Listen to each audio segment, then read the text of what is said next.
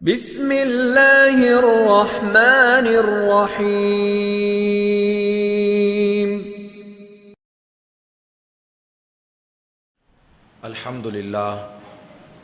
الحمدللہ وکفا والصلاة والسلام علی سیدنا المصطفیٰ وعلی آلہ الطیبین الطاہرین الاولیاء وعلی آلہ واصحابہ واہل بیتہ ورفقاء، اما بعد فاعوذ باللہ السمیع العلیم من الشیطان الرجیم، بسم اللہ الرحمن الرحیم۔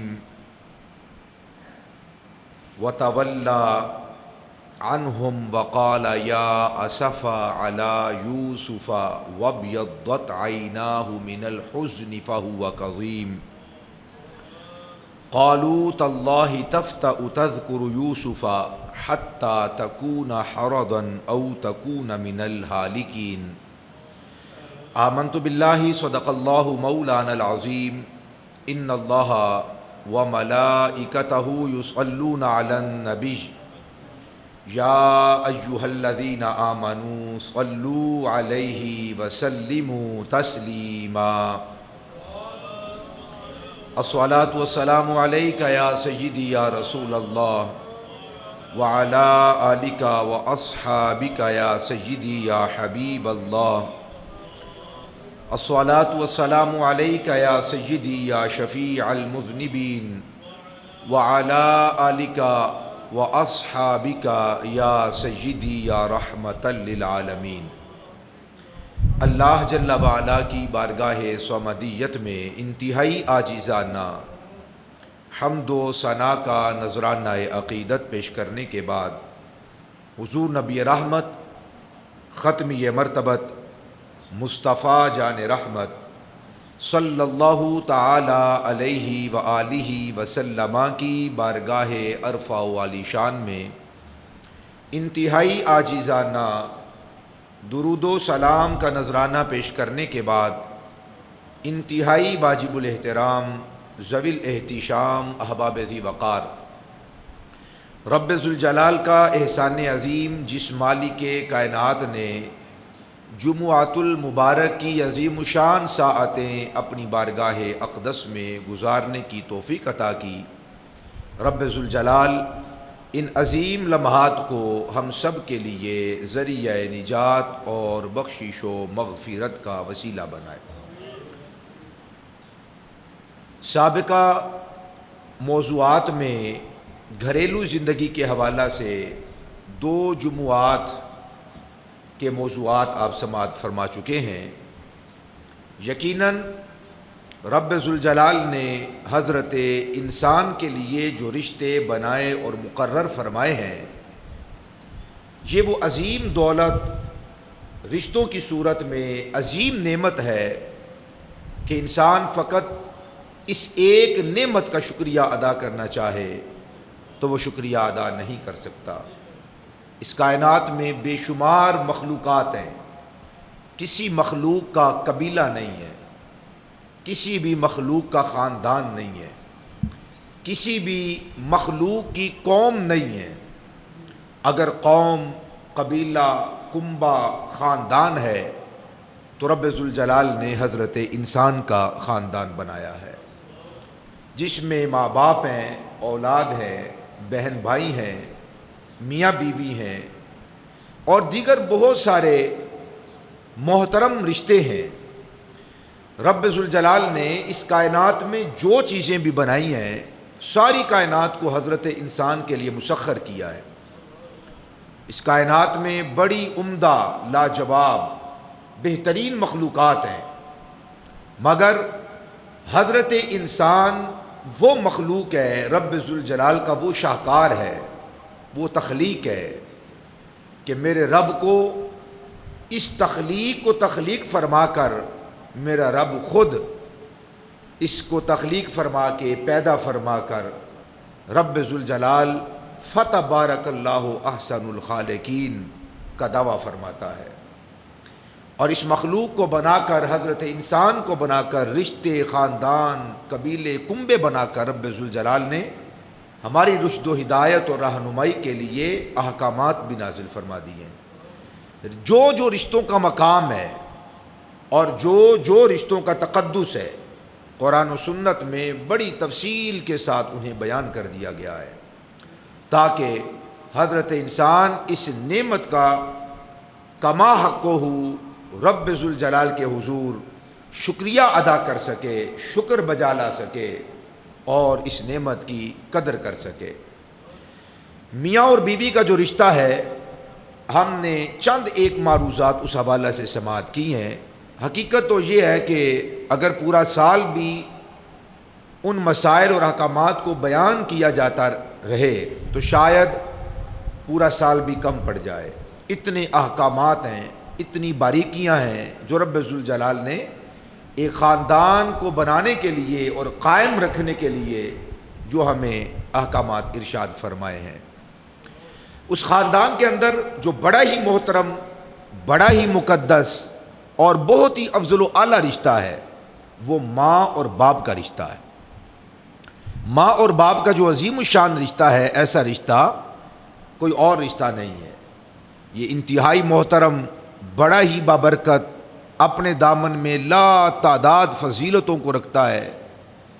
حتیٰ کہ اگر کوئی شخص لاکھوں روپے لگا کر بھی رب ذوالجلال کے گھر کی حاضری اسے نصیب ہو اور وہ حج بیت اللہ کرتا ہے، حج کی سعادت حاصل کرتا ہے، تو یہ نہیں کہا جا سکتا کہ رب ذوالجلال نے اس کے حج کو قبول کر لیا ہے۔ کوئی سند نہیں ہے، کوئی سند نہیں۔ لاکھوں روپیہ نہیں، کروڑوں روپے بھی اگر کوئی شخص لگا کر آئے، حج کر کے آئے، تو کوئی گارنٹی نہیں، کوئی ضمانت نہیں کہ اس کا وہ حج مقبول ہے۔ لیکن امام الانبیاء صلی اللہ تعالی علیہ وآلہ وسلم نے ایک مقبول حج جو کہ نہایت آسان ہے اور ہر گھر کے اندر کیا جا سکتا ہے، اور اس کی قبولیت کی سند بھی امام الانبیاء صلی اللہ تعالی علیہ وآلہ وسلم نے از خود عطا فرما دی ہے۔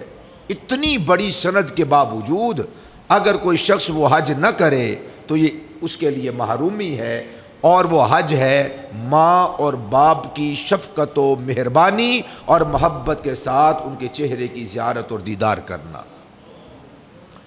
آج بہت سارے لوگوں کو میں نے سنا کہ وہ کہہ رہے ہیں کہ حج بڑا مہنگا ہو گیا ہے۔ ہر ایک کے بس کی بات نہیں ہے، طلب ہر ایک کے سینے میں ہے، تڑپ ہر ایک کے سینے میں ہے، وہ گرمائش اور وہ حرارت ہر ایک کے سینے میں ہے، مگر بس کی بات نہیں ہے، ہر ایک کی قدرت کی بات نہیں کہ وہ اتنے پیسے اس کے پاس ہوں کہ وہ حج کرنے کے لیے جائے۔ میں کہتا ہوں غم نہ کیجئے، فکر مند مت ہوں، پریشان ہونے کی ضرورت نہیں ہے۔ نبی آخر الزمان صلی اللہ علیہ وآلہ وسلم نے آپ کو آپ کے گھر کے اندر حج کا ثواب کمانے کا موقع عطا فرما دیا۔ آپ نہیں جا سکتے تو دل چھوٹا نہ کریں، ماں باپ کی چہرے کی زیارت کر لیں۔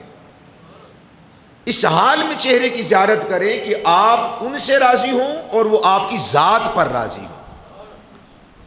جس کی ماں اور جس کا باپ اپنی اولاد پر راضی ہوتے ہیں اور اس عالم میں وہ اپنے والدین کے چہرے کی زیارت کر لیتا ہے، رب ذوالجلال انہیں وہ اجر عطا فرماتا ہے جو حج کرنے والے کو رب ذوالجلال اجر عطا فرماتا ہے۔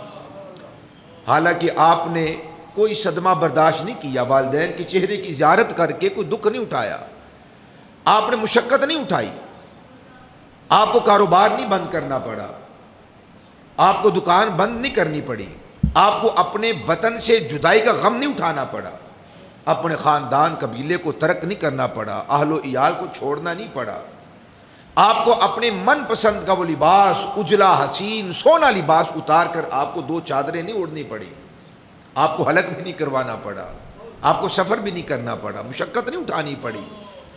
وہ جو بڑی محبت کے ساتھ آپ نے مال کمایا ہے، وہ مال بھی آپ کو لگانا اور صرف نہیں کرنا پڑا، کچھ بھی تو نہیں کرنا پڑا۔ گھر کے ایک کمرے سے اٹھے اس حالت میں کہ ماں بھی آپ پر راضی ہے، باپ بھی آپ پر راضی ہے، آپ نے ان کے چہرے کی زیارت کر لی تو رب ذوالجلال ایک نہیں 100 مقبول حجوں کا اجر و ثواب عطا فرما دیتا ہے۔ مگر ہم عجیب لوگ ہیں، بہت عجیب لوگ ہیں۔ نبی آخر الزمان صلی اللہ علیہ وسلم نے ارشاد فرمایا، چونکہ آخری مہینوں میں، سال کے آخری مہینوں میں سے ایک مہینہ چل رہا ہے نا، اس کے بعد آخری مہینہ ذوالحج کا مہینہ آ جائے گا، اور ذوالحجہ میں حج ہوتا ہے۔ اللہ اکبر۔ تو تذکرہ جب آخری مہینے کا چھڑ جائے تو پھر حج کی تو بات ہونی چاہیے نا۔ حضور نے ارشاد فرمایا کہ ایک وقت آئے گا کہ لوگ حج کرنے کے لیے نہیں آئیں گے، محض سیر و تفریح کرنے، گھومنے پھرنے کے لیے آئیں گے۔ ارادہ حج کا نہیں ہے، خیال یہی تھا کہ میں حج کرنے جا رہا ہوں، مگر حج نہیں ہوگا وہاں پر۔ گھومیں گے، پھریں گے، بازار دیکھیں گے، گلی کوچے دیکھیں گے، لمبی چوڑی شاپنگ کریں گے، خرید و فروخت کریں گے۔ جو حج کی روح تھی اس کی روح تک انسان نہیں پہنچے گا۔ حضور نے فرمایا ایک وقت آنا ہے اور وہ یہ وقت ہے۔ حج کی روح کیا ہے؟ فلسفہ حج ہے کیا؟ وہ مخلوق کا ٹوٹا ہوا رشتہ اپنے خالق کے ساتھ جوڑنے کا موقع ہے۔ یہ وہ موسم ہے کہ جو بھٹکا ہوا آہو ہے اور بچھڑا ہوا وہ جو غزال ہے دوبارہ اپنے وطن کی طرف آتا ہے، مالک کے حضور حاضر ہوتا ہے۔ بڑے دکھ اور صدمات اٹھا کر ایک جانور اپنے مالک کے پاس پہنچے، وہ بڑی شفقت سے ہاتھ پھیرتا ہے، مٹی جھاڑتا ہے، پیار کرتا ہے، پانی پلاتا ہے، چارہ دیتا ہے، پھر اس کی رکھوالی کرتا ہے، اور وہ بھی اپنے سر کو خم کیے ہوئے ہوتا ہے کہ میں اپنے مالک کے حضور حاضر ہو گیا ہوں۔ یا ایک بھاگا ہوا غلام جو صدمات پر صدمات اٹھائے، بھاگ جائے، دکھ پر دکھ اٹھائے، مصیبت پر مصیبت اٹھائے، سختیوں پر سختیاں اٹھائے، نہ کھانے کو ملے، نہ پینے کو ملے، نہ رہنے کو ملے، کچھ بھی نہ اس کو ملے، پھر وہ اس کو خیال آئے اور وہ بھاگ کر اپنے دوبارہ آقا کے حضور حاضر ہو جائے، اپنے مولا کے پاس آ جائے اور اپنے سر کو جھکا دے۔ یا تو اس کا مالک اسے سزا دے تو سزا دینے کے لیے تیار ہو جائے، شفقت کرے تو اس کی آغوش رحمت میں وہ جا چھپے۔ وہ جو کیفیات ہوتی ہیں غلام کی، وہ کیفیات لے کر بندے کو حج کے لیے جانا چاہیے۔ اپنے سارے قصور ان کا اعتراف کرنا چاہیے، اپنے سارے جرائم کا اعتراف کرنا چاہیے، خود کو بھاگا ہوا غلام جس طرح اس کی کیفیت اپنے آقا کے حضور حاضر ہونے کی ہوتی ہے وہ کیفیات لے کر جائے، اور آئندہ کبھی بھی وہ غلطی دوبارہ نہ کرنے کا عزم مصمم اور ارادہ لے کر آئے۔ وہ کیفیات جو ہوتی ہیں حج پر جانے والوں کی وہ کیفیات ہونی چاہیے۔ مگر کیا کیجئے کہ وہ احرام کی دو چادریں تو پہن لیتے ہیں، اجلی نئی ستھری بڑی سونی، مگر وہ اندر جو کالا ہے، میلا ہے اور کچیلا ہے، اس کی کوئی فکر نہیں ہوتی کہ اس کو بھی صاف کریں، وہاں پر جھاڑو لگائیں، اسے پاک کریں، طیب و طاہر کریں، تاکہ وہاں روشنی ہو تو انوار و تجلیات اس کے وہ قلب کے ویڑے پر اترے، اور وہ انسان جو بھاگا ہوا تھا اپنے رب کی رحمتوں کا ناشکرہ بنا ہوا تھا، رب کے حضور حاضر ہو تو پھر سے وہ واردات نازل ہوں اور وہ ہمیشہ کے لیے رب ذوالجلال کا پکا سچا غلام بن جائے، اور وہ رب العالمین اسے قبول فرما کے اسے ولایت کی سند عطا فرما دے۔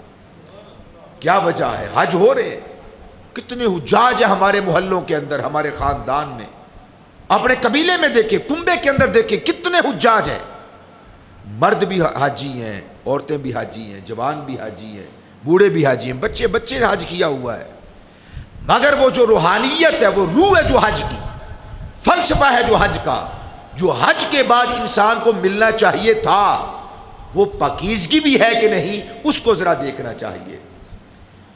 اگر انسان یہ چاہتا ہے کہ اس کا من اجلا ہو جائے، اگر کسی بندے کا دل کرے کہ وہ جو مطاف ہے جہاں پہ حجاج طواف کرتے ہیں کعبے کا، اس صحن کے اندر اور اس ویڑے میں جھاڑو دے، دل کرتا ہے کہ نہیں کرتا کہ میں اپنی داڑھی کے ساتھ وہاں پر جھاڑو دوں، اپنی پلکوں سے وہاں پر جھاڑو دوں؟ کیوں؟ وہ رب العالمین کی علامتی گھر ہے، وہ ٹھہرتا نہیں ہے، رکتا نہیں ہے، علامتی گھر ہے، وہ انوار وہاں پہ اتارتا ہے، رحمتوں کا نزول وہاں پہ کرتا ہے، اور ایک علامت کے طور پر اسے بیت اللہ قرار دے دیا ہے، اپنا گھر قرار دے دیا ہے، اپنی نشانی قرار دے دیا ہے۔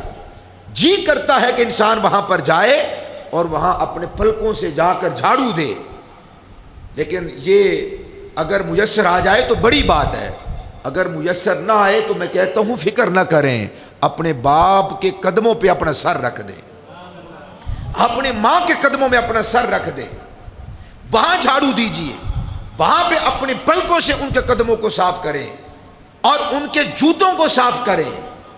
وہ ٹھنڈ جو وہاں جا کر پڑنی ہے یہاں پر محسوس کریں. وہ میرا رب ہے، خدا کی قسم بڑا ہی کریم ہے، جو سواد اور جو ثواب اس نے وہاں جا کر تمہیں عطا کرنا ہے وہ سواد یہاں بھی عطا کر سکتا ہے، ثواب بھی یہاں عطا کر سکتا ہے. اٹھانے والا وہ حظ، وہ لذت، وہ کیفیت، وہ سرور، وہ مزہ، وہ راحت کو انسان اٹھانے والا تو ہو. خدا کی عزت کی قسم، باپ کی غلامی، ماں کی نوکری کے اندر جو چس ہے، جو لذت ہے، جو کیفیت ہے، جو مزہ ہے اور جو رتبہ ہے، انسان کے وقار کو بلند کرنے والی جو چیز ہے، شاید 100 سال بھی مسجد کی صفائی کرنے سے وہ اجر و ثواب نہ ملے جو ماں اور باپ کے میلے کچیلے کپڑوں کو صاف کرنے اور جوتوں کو صاف کرنے کا اجر و ثواب دے دیا جاتا ہے. نفس چونکہ یہاں پر اس پہ گرا گزرتا ہے، وہ سمجھتا ہے کہ میری تو ذمہ داری کوئی نہیں رہی، ساری ذمہ داری میری بیوی کی ہے، ساری ذمہ داری بہنوں کی ہے یا فلاں کی ذمہ داری ہے. ایک بھائی کہتا ہے اس کی ذمہ داری ہے، دوسرا کہتا ہے اس کی ذمہ داری ہے. باپ ہونا کتنے شرف کی بات ہے، باپ ہونا کتنی عظمت کی بات ہے.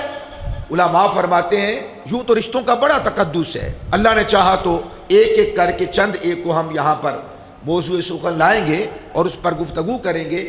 باپ ہونا کتنی معراج کی بات ہے اور کتنی عظمت کی بات ہے. جب ایک مسلمان نکاح صحیح سے، ظلم کر کے نہیں، زیادتی کر کے نہیں، گناہ کر کے نہیں، زنا کی صورت میں باپ نہ بنے، نکاح کی صورت میں باپ بنے، نکاح کی صورت میں باپ بنے، جائز طریقے کے ساتھ باپ بنے، سنت طریقے کے ساتھ باپ بنے، عبادت کو بجا لا کر، جو نکاح ہے وہ عبادت ہے، عبادت کو بجا لا کر نکاح کی صورت میں جب کوئی شخص ماں بن جائے عورت یا باپ مرد کوئی باپ بن جائے، انسانیت کی کتنی معراجیں وہ طے کر لیتا ہے. ہر ایک ماں اور ہر ایک باپ کو یہاں پر بھی دیکھنا چاہیے کہ رب ذوالجلال نے اس کا مقام اور مرتبہ ایک دم، ایک لحظہ کے اندر اس کے عظمت اور مقام اور مرتبہ کو زمین سے اٹھا کر آسمانوں سے بھی بلند کر دیا ہے. جب تک باپ نہیں بنا اس کے قدموں میں جنت نہیں آئی، اور وہ باپ جنت کا دروازہ نہیں بنا. کوئی عورت ماں بن گئی، باپ بن گیا تو کیا شرف ملا، کتنی معراجیں نصیب ہو گئی اور کتنی بلندی پہ پہنچ گیا. اللہ اکبر. باپ کو جنت کا درمیانی دروازہ قرار دے دیا اور ماں کے قدموں کے پاس رب ذوالجلال نے جنت کو لا کے رکھ دیا ہے. کتنی معراج کی بات ہے، کتنی عظمت کی بات ہے. باپ کو چاہیے کہ وہ اس شرف کو سمجھے، ماں کو چاہیے کہ وہ اس مقام کو سمجھے. افسوس ہے ان والدین پر جن کو اللہ نے اولاد جیسی عظیم الشان دولت اور نعمت عطا فرمائی، مگر وہ صبح و شام لان تان کرنے اور گالم گلوچ کرنے سے ان کو موقع ہی نہیں آتا.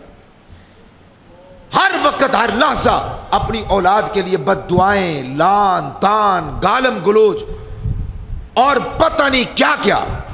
یہ نہ شکری نہ قدری، اللہ کی دی ہوئی نعمت سے بغاوت، اللہ کی دی ہوئی نعمت سے بغاوت ہے. یہ سرکشی ہے. جن کو اللہ نے اولاد دے دی ہے اس اولاد کی وجہ سے ان کے والدین کا مقام اور مرتبہ اللہ نے آسمانوں سے بلند کر دیا. کیوں کیا ہے؟ کیوں کیا ہے؟ کیوں؟ اس لیے کہ وہ نکاح صحیح سے مرد باپ بن گیا، عورت ماں بن گئی. یہ شرف اولاد کی وجہ سے ملا ہے، یہ شرف اولاد کی وجہ سے ملا ہے. جس اولاد کی وجہ سے آپ کو عزت ملی ہے اور جس اولاد کی وجہ سے آپ کو عظمت ملی ہے، یہ کہاں کا اصول ہے کہ اس کو گالیاں دی جائے؟ کہاں کا اصول ہے کہ اس پر لان اور تان کیا جائے؟ کہاں کا اصول ہے کہ اس کی توہین کی جائے؟ کہاں کا اصول ہے کہ اس کی بے قدری کی جائے؟ آپ کے ساتھ کوئی بندہ مہربانی کرتا ہے، کوئی مہربانی کرتا ہے، آپ کو کوئی جاب لگوا دیتا ہے، نوکری لگوا دیتا ہے، توجہ ہے، کاروبار کروا دیتا ہے، کیا وہ بندہ جب آپ کو نظر آئے گا تو آپ گالی گلوچ کریں گے، برا بھلا کہیں گے، بد دعائیں دیں گے، ہاتھ اٹھا کر، جھولی اٹھا کر، سر سے دوپٹہ اٹھا کر اس کے لیے بد دعائیں کریں گے کہ اس نے آپ کو عزت دی، آپ کو شہرت دی، آپ کو مقام دیا، پہچان دیا آپ کو معاشرے کے اندر؟ کیا یہ اس کا جرم اور قصور ہوگا؟ کوئی دانا شخص ایسے محسن پر بد دعا نہیں کر سکتا۔ تو میرے بھائی، اللہ نے جو آپ کو ماؤں کو شرف دیا ہے، باپ کو عزت اور وقار دیا ہے، اور ان کی انسانیت کی معراج کروا دی ہے جیتے جی، کیا یہ اولاد کا جرم ہے کہ وہ آپ کے گھر رب ذوالجلال نے ان کو پیدا کیا، ہم ان کو گالیاں دیں اور ان کو لان تان کریں اور برا بھلا کہیں اور ہاتھ اٹھا اٹھا کے، جھولیاں اٹھا اٹھا کے ان کو بد دعائیں دیں؟ اس لیے کہ وہ بات نہیں مانتے، اس لیے کہ وہ ہماری حد سے نکل گئے ہیں۔ صبر کسی چیز کا نام ہوتا ہے، وہ کس چیز کا نام ہے؟ کیا اولاد کی جلی کٹی باتیں سن کر بد دعائیں نہ دینا یہ صبر نہیں؟ کیا صبر صرف کربلا کے اندر رہ گیا؟ کربلا کے امام نے اپنے ماننے والوں کو جو صبر کی تلقین کی ہے، رب کا قرآن کہتا ہے کہ اللہ صبر کرنے والوں کے ساتھ ہے، ان اللہ مع الصابرین۔ تو کیا یہ صبر صرف گلی کوچے محلے میں کوئی گالی دے تو اس کو سن کر چپ کر جانا بس یہ صبر ہے؟ نہیں، صبر ہوتا ہے کہیں سے دکھ ملے، کہیں سے تکلیف ملے، اذیت ملے، توجہ ہے، کوئی بغاوت کر دے، کوئی بات نہ مانے، کوئی آپ کی جو عزت ہے آپ کو وہ عزت نہ دے، آپ کا جو معاشرے میں احترام ہے آپ کو وہ احترام نہ دے، آپ کا جو معاشرے میں وقار ہے آپ کو وہ وقار نہ دے، محلے والا نہ دے، خاندان والا نہ دے، توجہ ہے، ملک والا وہ وقار جو آپ کا بنتا ہے وہ نہ دے، آپ صبر کریں، اس ظلم پر صبر کریں، اس جفا پر صبر کریں تو اجر ملتا ہے۔ اگر یہی دکھ، یہی تکلیف، یہی مصیبت اولاد کی طرف سے ملے تو اس گھمنڈ میں نہ رہنا کہ میں باپ ہوں، اس گھمنڈ میں نہ رہنا کہ میں ماں ہوں، اور صبر نہ کریں اور بے صبری کا مظاہرہ کریں اور ان کے لیے بد دعائیں کرنا شروع کر دیں اور ہاتھ اٹھا اٹھا کر، جھولیاں پھیلا پھیلا کر ان کی ہلاکت کو مانگے۔ بزرگ فرماتے ہیں جو ماں اور باپ اپنی اولاد کو لان تان کرتے ہیں تو اولاد کی گستاخی میں اضافہ کر دیا جاتا ہے، اولاد گستاخ بن جاتی ہے جب آپ انہیں گالیاں دیتے ہیں، برا بھلا کہتے ہیں، جب آپ ان کی توہین کرتے ہیں، جب بے قدری کرتے ہیں۔ آپ باپ ہیں، ایک خاتون ماں ہے، ان کا مقام جو اتنا بلند ہوا ہے اس کی ایک وجہ یہ ہے کہ وہ ان بچوں کی ماں بن گئی ہے، بچوں کا باپ بن گیا ہے۔ تو جو جس کی وجہ سے احسان ہو ان کو گالیاں نہیں دی جاتی، بد دعائیں نہیں دی جاتی، مہربانی، عاطفت، شفقت، رحم، کرم، ایثار، معافی، درگزر، حلم، بردباری، جو کچھ آپ کر سکتے ہیں معاشرے والوں کے لیے، قوم کے لیے، وہ سارے محاسن سب سے پہلے اپنی اولاد پر اس کو نافذ کریں۔ کیوں؟ اللہ نے آپ کو باپ بنایا ہے، عورتوں کو اللہ نے اپنی بچوں کی ماں بنایا ہے، تو سب سے بڑا حق بنتا ہے ایک باپ کا، ایک ماں کا، کہ وہ اپنی اولاد سے ملنے والی تکالیف پر صبر کرے، جس پر انشاءاللہ ہم آئندہ گفتگو کریں گے۔ باپ ہونے کی بات کر رہا تھا، کتنے شرف کی بات ہے باپ ہونا۔ اللہ پاک نے بہت سارے رشتوں کا ذکر قرآن میں کیا ہے، مگر کسی ایک رشتے کی بھی اللہ نے قسم نہیں اٹھائی۔ دو رشتوں کی قسم اٹھائی ہے، یا باپ کی قسم اٹھائی ہے یا اولاد کی قسم اٹھائی ہے۔ وَوَالِدٍ وَمَا وَلَدَ، باپ کی قسم، اور جو اس نے جنم دیا، اولاد کی قسم۔ وَوَالِدٍ وَمَا وَلَدَ، باپ کی قسم اور جو اس نے جنم دیا اس اولاد کی قسم۔ اب علماء کا اختلاف ہے، بعض کہتے ہیں کہ والد سے مراد حضرت آدم علیہ السلام اور وما ولد سے ان کی ساری اولاد مراد ہے۔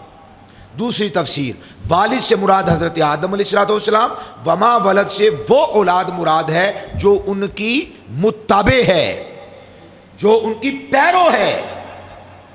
اولاد ہوتی بھی وہ ہے جو اپنے والدین کی اطاعت و اتباع کرنے والی ہو. اگر وہ اپنے والدین کی اطاعت و اتباع کرنے والی نہیں تو وہ اولاد نہیں، وہ گھر میں رہنے والا، دنیا میں چلنے پھرنے والا حیوان اور جانور ہے. اگر اولاد اپنے والدین کی اطاعت کرے، فرما برداری کرے اور ان کے ہر جائز حکم کو تسلیم کرے، من و ان قبول کرے اور مانے، شریعت کی کوئی وہاں پر مواخذہ نہ ہو، ممانعت نہ ہو، ہر وہ جائز کام جو اپنی اولاد کو حکم کریں اور اس کو وہ بجا لائیں، تو جو اولاد اپنے والدین ماں اور باپ کی اطاعت و فرما برداری کریں وہ اولاد کہلانے، انسان کہلانے کے حقدار ہیں. حضرت امام قرطبی رحمۃ اللہ تعالی علیہ اسی آیت کے تحت لکھتے ہیں ہوا اقسام بآدم والصالحین من ذریتہ، کہ والد سے مراد حضرت آدم علیہ السلام ہے، اور وما ولد، جو ان کی اولاد ہے اس کے اندر وہ ان کے بچے مراد ہیں جو صالح ہیں، جو نیک ہیں، جو طیب و طاہر ہیں، جو اپنے باپ حضرت آدم علیہ السلام کے نقش قدم پہ چلنے والے ہیں. وَأَمَّا غَيْرُ الصَّالِحِينَ فَكَأَنَّهُمْ بَهَائِمْ، بہائم تو سمجھتے ہیں، بہیمہ چوپایا، بہائم چوپائے، چار ٹانگوں والے جانور. فرمایا وَأَمَّا غَيْرُ الصَّالِحِينَ فَكَأَنَّهُمْ بہائم، فرمایا جو اپنے والدین کی اطاعت و اتباع کرنے والے، صالح ہوں، متقی ہوں، پرہیزگار ہوں، ماں کی ضروریات کو پورا کرنے والے، باپ کی حاجات کو سمجھنے والے اور پورا کرنے والے ہوں، اور ان کی باتوں کو تسلیم کرنے والے، ماننے والے ہوں، اور ان کی ارادت رکھتے ہوں، محبت رکھتے ہوں، اور ان کا قدر کرتے ہوں اپنے والدین کا، زندہ ہے یا فوت ہو چکے ہیں، جو ان کا حیا رکھتا ہے، جس کی آنکھوں میں ان کی قدر اور حیا ہے دل کے اندر، فرمایا وہ اولاد ہے.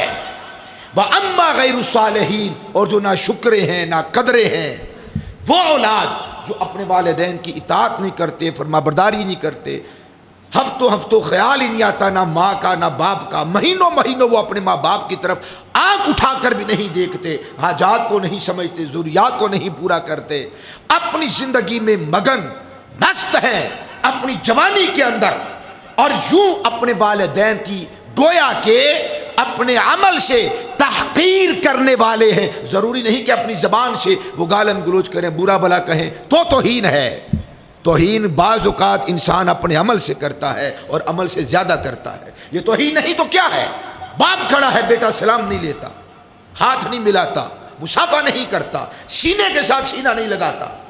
ظالموں، باہر جا کر تم سینے کے ساتھ سینے لگاؤ، توجہ ہے، اور گھر میں تمہیں اپنے مایا والے کپڑے اور کلف تمہیں یاد آ جائے، اور باپ کو تم خام خواہ سمجھ لو.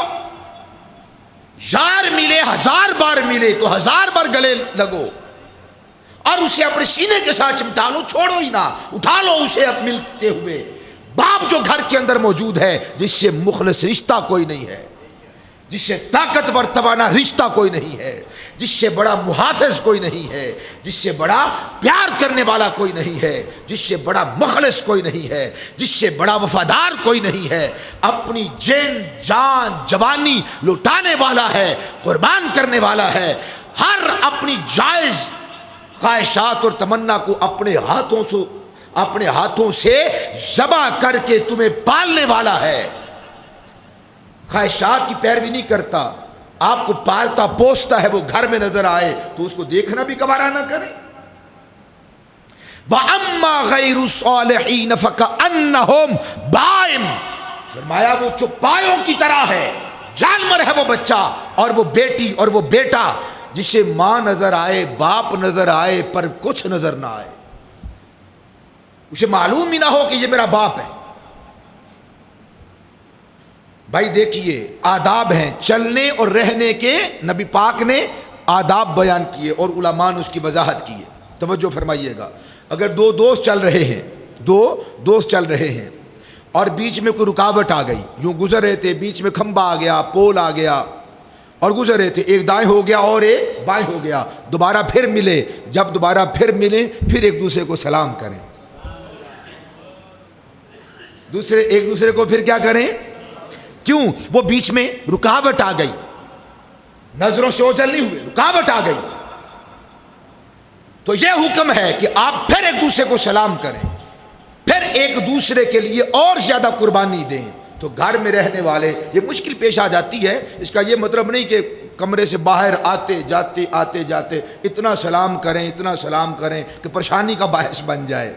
ایک گھر میں رہتے ہوئے آداب ہے نا، اس کا یہ مطلب نہیں کہ آپ آتے جاتے ہر آنے والے ہر جانے والے کو آپ سلام کر کے آپ اس کی طبیعت کو خراب کر دیں، یہ مطلب بھی نہیں ہے۔ مگر مطلب یہ تو ہے نا کہ جب آپ بہت دیر کے بعد اپنے والدین کو دیکھیں، ماں کو دیکھیں، باپ کو دیکھیں، ان سے مصافحہ کریں، ہاتھ چومیں، اپنے سینے پہ رکھیں، دل پہ رکھیں، اپنی آنکھوں پہ رکھیں، سر پہ رکھیں، توجہ ہے، ذرا رکھ کر دیکھنا۔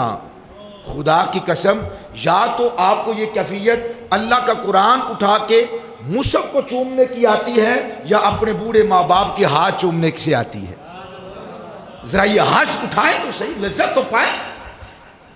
کائنات کے کسی روح افزا جام شیریں کے اندر بھی وہ شیریں نہیں، دنیا کے کسی چھوٹی بڑی مکھی کے شہد کے اندر وہ لذت، وہ کیفیت، مٹھاس نہیں جو مٹھاس ماں اور باپ کے قدموں میں، ہاتھوں میں رب ذوالجلال نے رکھی ہے۔ کبھی چوم کر اپنے ہونٹوں کو معراج تو کروا کر دیکھیں، لذت کیا ہے، کیفیت کیا ہے۔ فرمایا جو اپنے والدین کیا مطیع و فرما بردار ہو وہ تو انسان ہے، اور جو مطیع و فرما بردار نہیں وہ ایسے ہے گویا کہ جانور ہوتا ہے۔ وَأَمَّا غَيْرُ صَالِحِينَ فَكَأَنَّهُمْ بہائم، گویا کہ وہ ایسے ہے جیسے کہ جانور، اسے معلوم ہی نہیں۔ جانوروں کو کبھی آپ دیکھیے گا، ان کو کوئی تمیز نہیں رہتی کہ میری ماں کون ہے، میرا باپ کون ہے، میرے بچے کون ہے، بچی کون ہے، ان میں کوئی تمیز نہیں ہے۔ کچھ عرصے کے لیے تمیز ہوتی ہے، پھر یہ تمیز اٹھ جاتی ہے، کچھ لمحے کے لیے تمیز ہوتی ہے، شعور ہوتا ہے، بڑا تھوڑا سا وہ ایام ہوتے ہیں۔ ہر جانور کی اپنی اپنی طبیعت اللہ نے اس کی بنائی ہے، تھوڑی سی مدت کے لیے، چند ایام کے لیے وہ احساس اور شعور ہوتا ہے۔ ماں کو پتا ہوتا ہے یہ میرا بچہ ہے، بچے کو پتا ہوتا ہے یہ میری ماں ہے، پھر ایک وقت، توجہ ہے، پھر ایک وقت آتا ہے کہ شعور ختم ہو جاتا ہے۔ پتہ وہ کب ختم ہوتا ہے؟ جب دونوں کی حاجات پوری ہو جاتی ہیں۔ بیٹا خود چرنے کے قابل ہو گیا، جانور کا بچہ، مذکر ہے مؤنث ہے، خود چرنے کے قابل ہو گیا، کھانے پینے کے قابل ہو گیا۔ کوئی پرند ہے تو خود وہ دانا دن کا چگنے کے قابل ہو گیا، اڑنے کے قابل ہو گیا، حاجت پوری ہو گئی، توجہ ہے، حاجت پوری ہو گئی، ضرورت پوری ہو گئی۔ اب وہ کہتا ہے، یعنی اس کو شعور اس سے آگے نہیں دیا گیا نا، گویا کہ یہ عمل ہوتا ہے، حاجت پوری، کام پورا ہو گیا، تو اب وہ سمجھتے ہیں کہ ہمارا کوئی تعلق و رشتہ ہی نہیں ہے۔ آپ نے دیکھا ہوگا جانوروں میں، ان میں یہ تمیز اٹھا دی جاتی، مگر یہ تمیز، مگر یہ حوصلہ، مگر یہ عقل مندی اور یہ شعور اللہ سبحانہ و تعالی جس مخلوق میں جہاں توالد و تناسل ہوتا ہے باقی رکھتا ہے وہ حضرت انسان ہے۔ مرتے دم تک بیٹے کو پتہ ہے کہ یہ میری ماں ہے، یہ میرا باپ ہے، ماں اور باپ کو شعور دیا گیا ہے مرتے دم تک کہ یہ میری اولاد ہے۔ بڑے گئے گزرے معاشرے کے اندر بھی چلے جاؤ جہاں پہ حیا نام کی کوئی چیز نہیں ہے، پھر بھی کچھ نہ کچھ تقدس اور احترام وہ رشتے کا باقی ہوگا، آپ کو نظر آئے گا۔ جز وقتی طور پر کوئی بے حیا ہو جائے تو ہو جائے، کوئی ایک آدھ معاشرے کے اندر کو بے حیا ہو جائے تو ہو جائے، ورنہ اجتماعی طور پر اللہ یہ شعور سلب نہیں کرتا اور نہیں کرے گا۔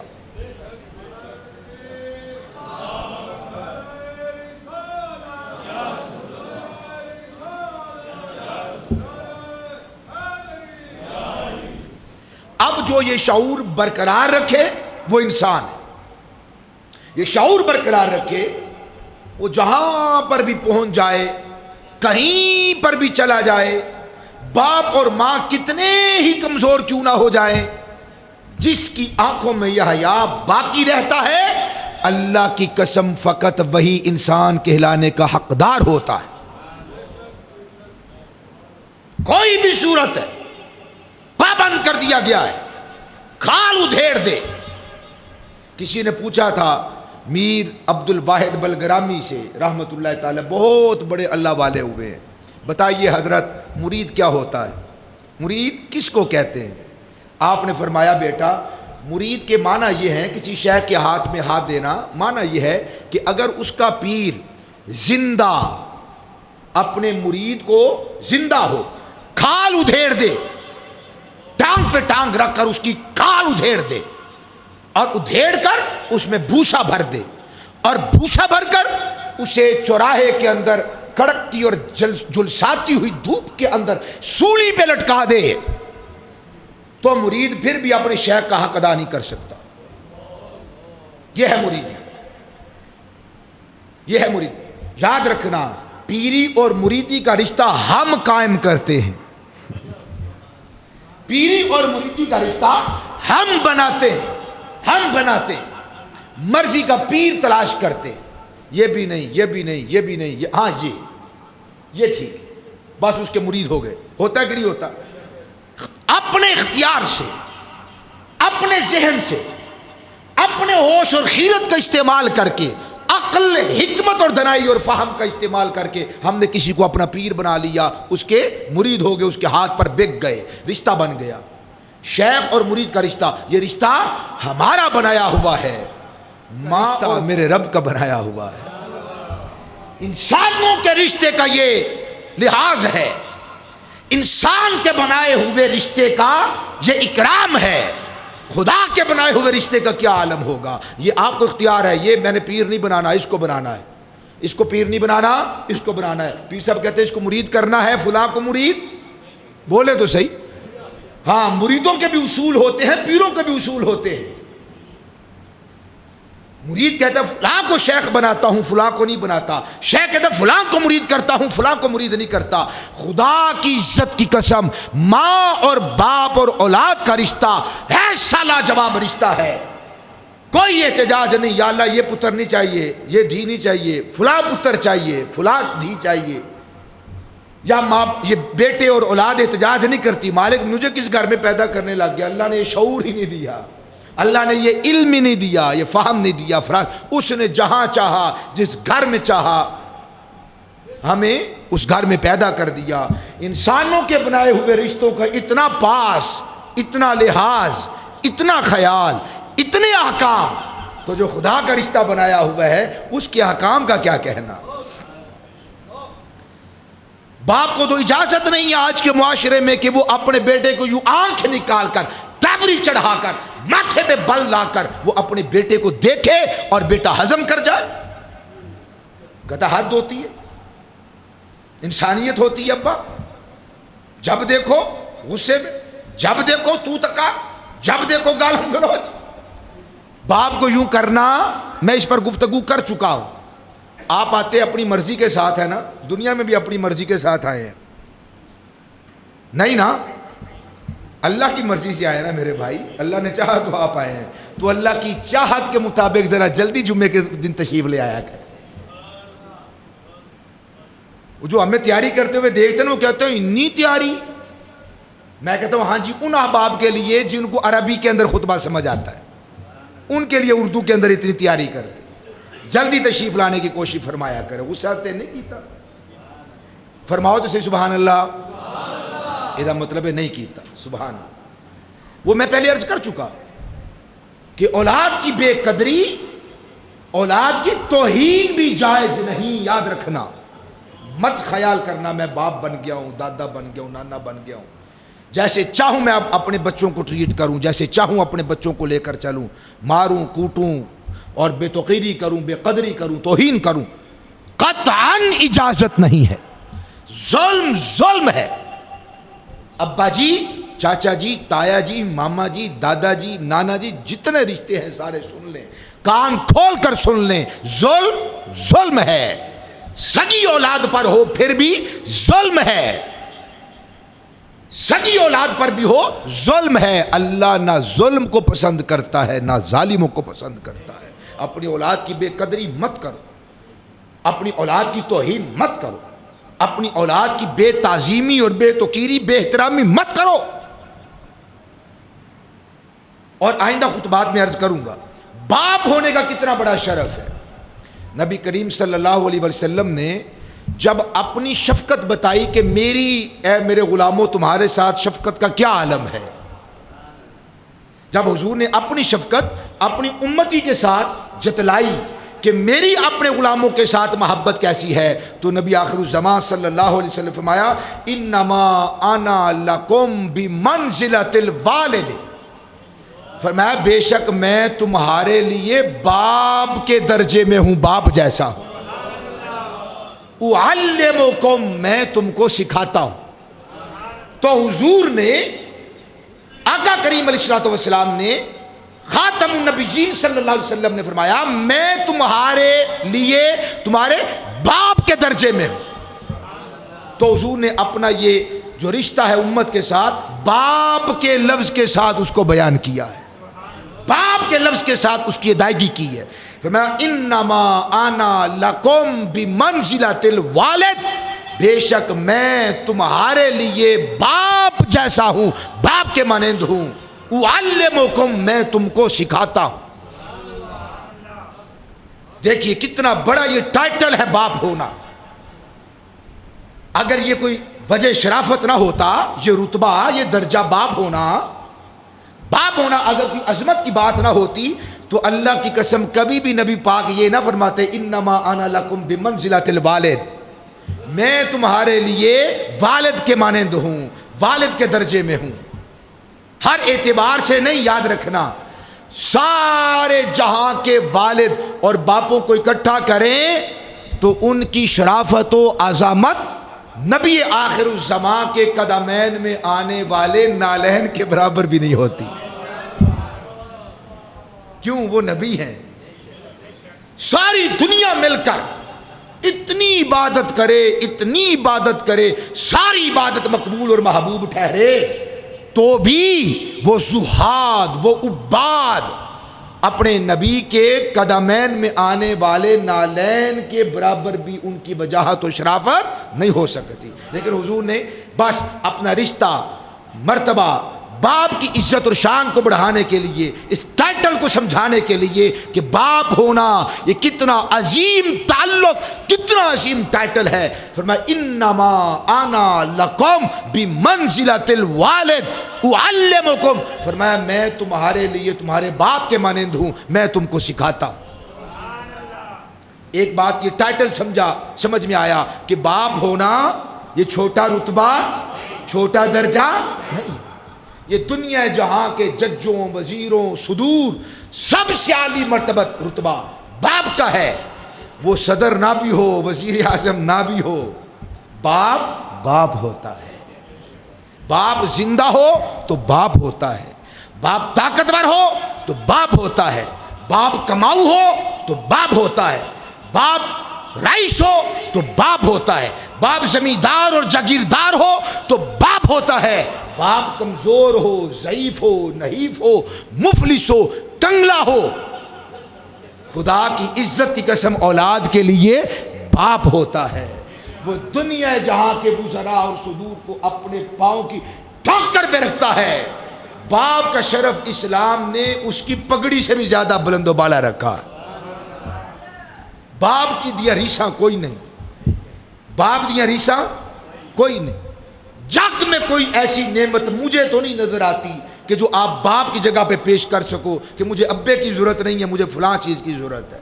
میں بے حیاؤں کی بات نہیں کر رہا, میں کم عقلوں نادانوں کی بات نہیں کر رہا, بے وقوفوں احمقوں کی بات نہیں کر رہا, میں مخلصین کی بات کر رہا ہوں, تقوی و طہارت والوں کی بات کر رہا ہوں, اللہ والوں کی بات کر رہا ہوں, باحیا لوگوں کی بات کر رہا ہوں. ساری جہاں کا خزانہ ایک طرف, باپ کے پاؤں میں آنے والے ٹوٹے جوتے خدا کی قسم ایک طرف ہے.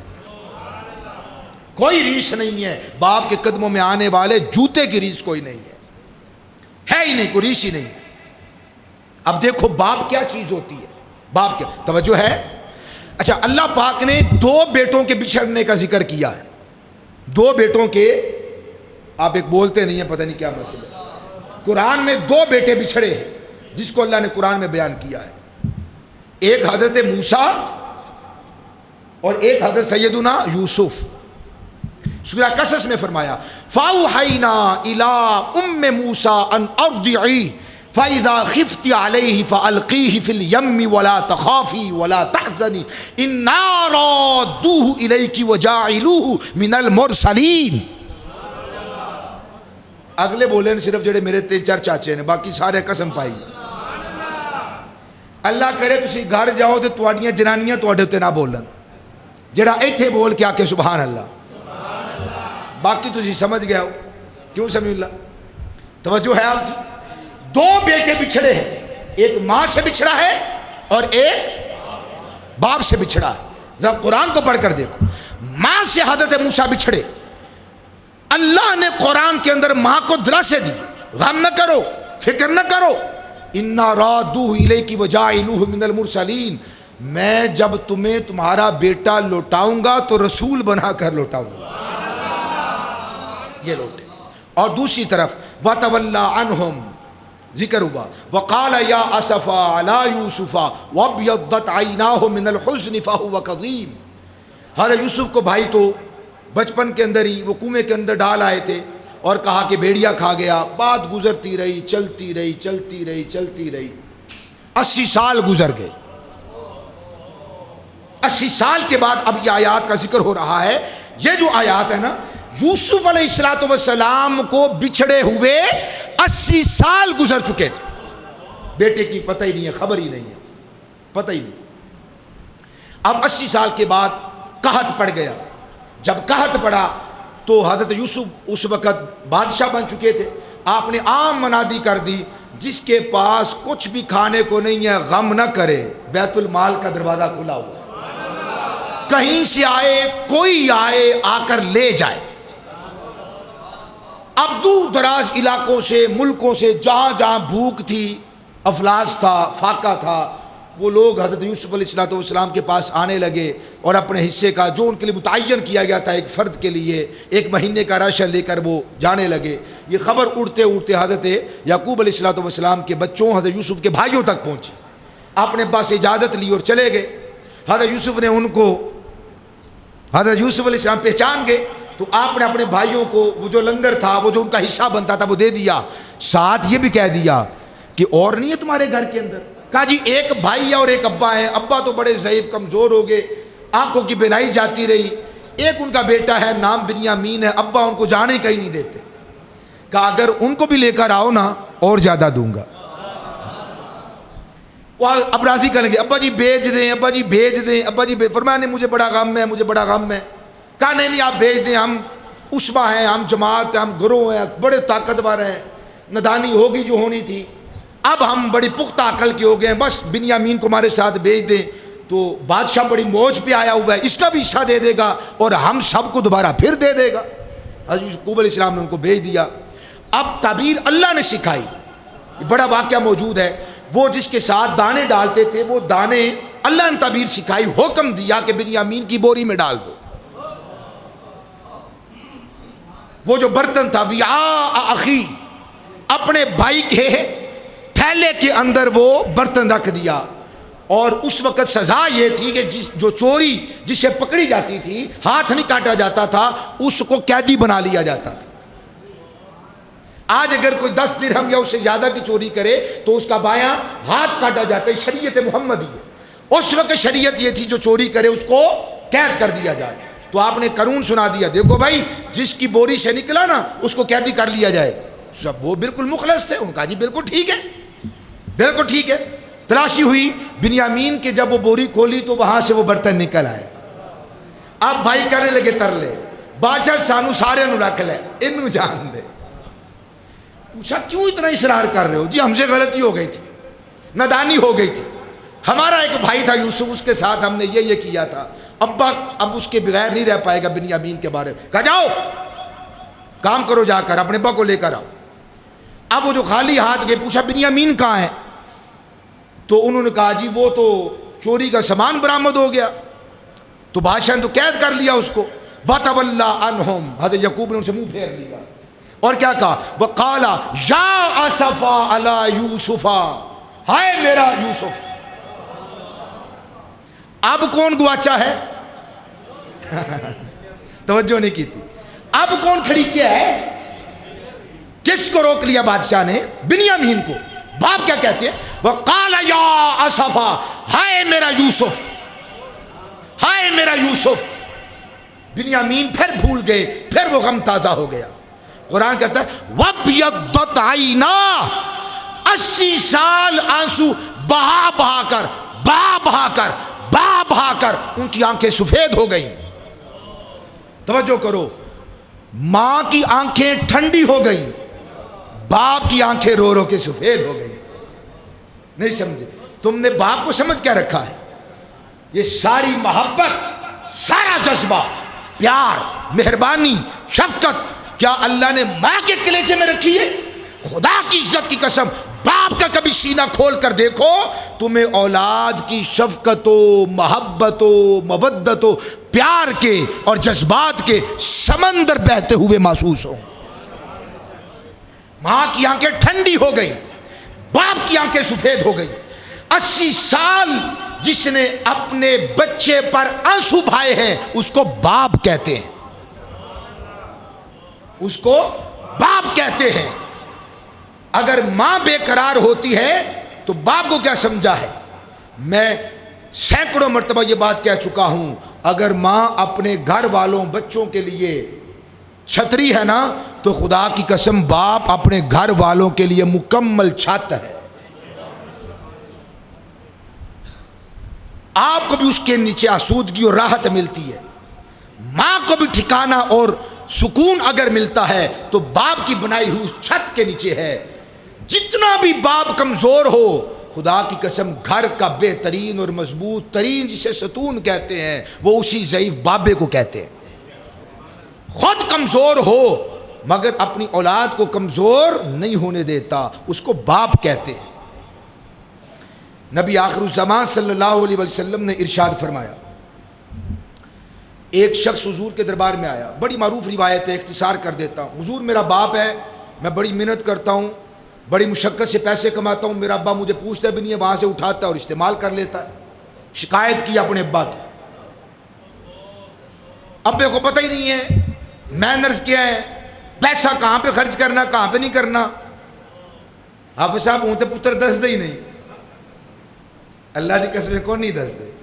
10 آدمی کہتے میری کیڑی تنخواہ ہے, 10,000 روپیہ تنخواہ ہے میری ساری, وہ بھی میں سارا بجلی کا بل دے چھڑنا, تے وہ جڑا ماں پیو کو بچارے کو کوئی روپیہ ٹکا ہوتا ہے وہ بھی کھچ کے لے آتے ہیں.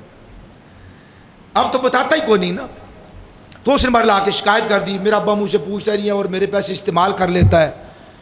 نبی پاک صلی اللہ علیہ وسلم نے فرمایا کہ اپنے باپ کو لے کر آؤ میرے پاس. جب وہ باپ آیا تو ابھی آیا نہیں, وہ لینے کے لیے گیا تو جبریل آ گئے.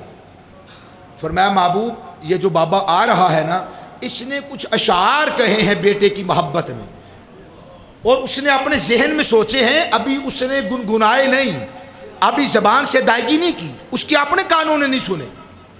وہ جب آئے نا تو اسے سنے. حضور تشریف لے کر آئے, وہ بابا تشریف حاضر خدمت ہوا تو حضور میں بابا تیری بات میں سنتا ہوں, پہلے یہ بتا جو تو نے شعر کہے ہیں نا وہ تو سنا مجھے. اس نے کہا حضور میں جب بھی آپ کے پاس آتا ہوں آپ مجھے حیران ہی کر دیتے ہیں.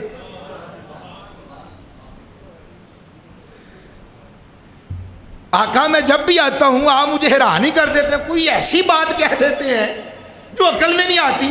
حضور وہ تو میں نے سوچے ہیں, ابھی تو میں نے خود بھی اپنی زبان سے نہیں پڑھے, میرے کانوں نہیں سنے, آپ نے بتا دیے. صحابہ کا عقیدہ تھا جو حیران کر دے وہ اللہ کا نبی ہوتا ہے, اور وہ حیران کرتا ہے. فرمایا چل سنا بابا مجھے وہ ذرا. اب وہ سنانے لگا, حضور بھی زاروں کی تار, بابا بھی روتا ہے اور حضور بھی روتے. بڑے دردناک اشعار اس نے کہے, 20 اشعار اس نے کہے. وہ سناتا رہا, حضور سنتے رہے, حتیٰ کہ کیا ہوا, رحمت للعالمین نبی کا اب عمل دیکھو. جب اس کے اشعار سن لیے نا تو کیا ہوا, اللہ کے حبیب علیہ الصلوۃ والسلام فقال النبی للرجل فاتنی بابی کا, فرمایا جا اپنے باپ کو لے کر آ. وہ لے کر آیا, اشعار سنے. فحین اذن اخذ النبی بطلابی بابنہ, اللہ کے حبیب اپنی مسند سے اچھل کر کھڑے ہوئے اور اس بیٹے کے یوں گریبان کو پکڑ لیا، یوں گریبان کو پکڑ لیا، بیٹے کے گریبان۔ کس نے؟ رحمت للعالمین نے، جن نے پھڑے گریبان چھڑوانے نے، جن نے پھڑے گریبان چھڑوانے نے، اس نبی نے گریبان پکڑ لی۔ فآخذ النبی جو بطلابی بابنہ، یوں حضور نے اس کے گریبان کو پکڑ لیا۔ وقال، فرمایا، انت و مالوکا لابیکا، تو بھی تیرے باپ کا ہے، تیرا سارا مال تیرے باپ کا، تیرا ہے کیا؟ علماء نے فرمایا جو اپنے والد کا گستاخ ہوتا ہے اس کے گریبان میں مصطفیٰ کا ہاتھ ہوتا ہے۔ میں آگے عرض کرتا ہوں، تھانے دار پکڑے باپ بچا لیتا ہے، معاشرہ بچا لیتا ہے، لوگ بچا لیتے ہیں۔ تھانے دار اگر پکڑے بیچ بچاؤ ہو جاتا ہے، رشوت چل جاتی ہے، تعلق کام آ جاتا ہے۔ کوئی جج، کوئی مجسٹریٹ، کوئی بڑے سے بڑا بادشاہ، حاکم وقت، صدر، وزیر پکڑ لے گریبان کو، چھڑوانے کی سبیل ہے، مگر جس کے گریبان کو اللہ کا نبی پکڑ لے اس سے بڑا بدبخت کوئی نہیں ہے۔ تو اپنے گریبان مصطفیٰ کے ہاتھ میں مت دو۔ یہ بابے، یہ ضعیف، یہ ناتواں، یہ کمزور، یہ مائیں، یہ بوڑھیاں، یہ بوڑھے، جنہوں نے اپنی جوانی کو اپنے ہاتھوں سے خود ہزاروں مرتبہ قتل کیا، اپنے حسن کو ہر روز خاک کے اندر ملایا، خود اپنی بے توقیری کر کر کے آپ کو پالا پوسا، بوریاں لادیاں اپنے کاندھوں پر، 7 سمندر پار جا کر کڑوے پانی پیے، جھلستی ہوئی آگ کے اندر آپ کے لیے کمایا کہ میرا پتر پاکستان میں ایسی ٹھنڈی ہوا کے اندر سوئے۔ کیا یہ ان کو سبق دیتے ہو؟ کیا یہ ان کو صلہ دیتے ہو؟ وہ جو بابا ہو گیا، جس کی آنکھیں بیچارے کی ضعیف ہو گئی، کمزور ہو گئی، جو خود اپنا نوالا ہاتھ سے اچھے طریقے کے ساتھ نہیں کھا رہا، کپڑے گندے کر لیتا ہے، آندھا انہوں نے اندر ڈکو، میرے یار آ رہے نے، ابا جو روٹی کھاندہ کپڑے گندے کر لیندہ، ظالم اس کے ہاتھ پہ جو راشہ آیا ہے وہ تو کبھی تیرے کپڑے نہیں گندے ہونے دیتے تھے۔ میں نے ہزاروں کا مطلب کئی مرتبہ دیکھا، حاجی صاحب نے اپنا پرنا لایا، وہ بچے دی بے بکونی لبدی پئی اگے کپڑا پانے آستے، حاجی اپنے سر تو پگڑی کھول لیا اپنی، انہیں اپنے پتر دے، اپنے دید ہوتے ہیں جو انہیں سینے تے پا چھڑیا کپڑا، وہ دے نال وہ نمازاں پڑھ دے، انہیں اپنے پتر دیتے بے بنا کے انہیں پا چھڑی، میرا پتر کھا رہے ایک ادھرے کوئی دہی، کوئی سالن، کوئی چھٹا نہ دے کپڑے تے بیٹھ جائے، کڈی سونی میرے پتر شرٹ پائی۔ اماں کو دیکھا اس نے چادر اتار کے اپنے بچے کے سینے پہ ڈال دی، اس کے کپڑے نہ خراب ہو جائیں۔ اپنی عزت، شرم اور حیا والی چادر اور رومال اور پگڑی اتار کر ماں باپ سینے پر ڈال دیتے ہیں۔ ظالم و حیا نہیں آتا، اس باپ سے مطالبہ کرتے ہو، مواخذہ کرتے ہو، سامنے کھڑے ہوتے ہو، تیوری چڑھاتے ہو۔ جس کا باپ اپنی اولاد، جن نے دیکھنا ہے نا کہ میرا رب راضی ہے کہ نہیں، میں گل مکا رہے ہیں، میرے مصطفیٰ نے ایک سکیل دے دیا ہے، ترازو دے دیا ہے، پیمانہ دے دیا ہے مصطفیٰ نے، جس نے یہ تک نہ ہو، دیکھنا ہو کہ میرا حشر کیا ہوگا۔ جنہیں سبحان اللہ نہ کی، میں افسوس رہنے، جیڑا چودھری ہے یا کسی چودھری دا پتر ہے وہ نہ کے، جیڑا محمد دا غلام بیٹھا اچھی چاری آ کے سبحان اللہ، جس نے یہ دیکھنا ہو کہ میرا حشر کیا ہوگا، قبر میں میری کیا اوقات ہوگی، حشر میں میرا کیا مقام ہوگا۔ اللہ کی عزت کی قسم، وہ اپنے گھر کے اندر اپنی ماں اور اپنے باپ کو دیکھے، جے ماں پیو کنا تک تے سر تک راضی نے نا، تینوں فکر کرنے دی لوڑ ہی کوئی، دیکھی جائے گی جدو قبر دا آئے گا حشر معاملہ، دیکھی جائے گی جدو حشر آئے گا، جدے ماں پیو کنا تک راضی نے، سرکار فرمایا ہو دیتے اللہ راضی ہے۔ جیس حاجی تے نمازی تے صدقہ و خیرات تے ویلفیئر چلانا لے تے بڑے فی سبیلہ کولر لانا لے تے بڑے اچھے تے چنگے کام تے ڈسپینسریاں تے اسپتال بنانا لے تے بیبا تے یتیمہ دے سر تے ہاتھ رکھنا لے تے ہزاروں بچیاں دی شادی کرنے والے حاجی، نمازی، پرہیزگار، چودھری، میاں، چٹے، رانے، میر، کسے چیمے چٹھے نو کوئی ناز فخر باپ او دا راضی نہیں ماں او دی راضی نہیں اللہ دی عزت دی قسم ہے کل کائنات چک کے اللہ دے منہ تے مار کچھ نہیں اپنے ماں باپ کو دے سکتے نہ دو بس انہیں مسکرا کے دیکھ لو انہیں دیاں جلیاں کٹیاں سڑیاں گلاں سن صبر کر باپ ہے تیرا ماں ہے تیری یہ تیری جنت ہے دونوں یا پھر تیری جہنم ہے دونوں خود ان کی خدمت کر ان کے پاؤں دھو نہلا دھولا خود ان کے کپڑے دھو واش کر صاف کر استری کر اپنے کروا ملازموں سے بیویوں سے ڈنڈے کے زور پہ کروا اماں دے آپ پہ کپڑے دھو جنہیں ڈیوٹی کرتے رہتی ابے دے کپڑے دھو انہیں دے لتاں دبا تینوں کوئی نہیں دباندہ نہ دبائے تو نہ پیار شفقت رحم مہربانی کر جو تو کرنا ہے تیرے رب بھی تیرے نالیوں کر اللہ عمل کی توفیق عطا فرمائے